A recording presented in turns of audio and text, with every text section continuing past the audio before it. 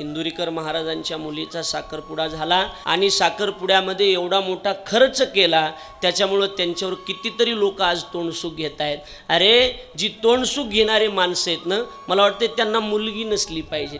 ज्याला मुलगी आहे, ज्यानं मुलीचं लग्न केलंय, ती लोक महाराजावर कधीच टीका टिप्पणी करणार नाहीत. महाराज सांगत होते की कर्ज काढू नका आणि कर्ज काढून मुलीचे लग्न मोठे करू नका. महाराजांनी साखरपुडा केला, पण त्या साखरपुड्यात कुणाचा सत्कार केला नाही, कुणाला बसायला खुर्ची दिली नाही. उलट साखरपुडा झाल्याच्या नंतर 1,11,000 रुपये पूरग्रस्त शेतकऱ्यांसाठी मुख्यमंत्री सहाय्यता निधीमध्ये त्यांनी मदत केलेली आहे. महाराज आज फुकट शाळा चालवत आहेत, अनाथ मुलांना सांभाळतायत, हे आपल्याला कुणालाच माहीत नाही. 3-4 कीर्तनं प्रपंचाचा विचार न करता महाराज करत असतात. एखाद्या बापानं मुलीचं कर्तव्य पार पडलं तर त्याच्यात काय चुकलं सांगा? काय चुकलं? काही चुकलं नाही. आम्ही सदैव महाराजांच्या सोबत आहोत, आपणही त्यांच्या सोबत असलं पाहिजे.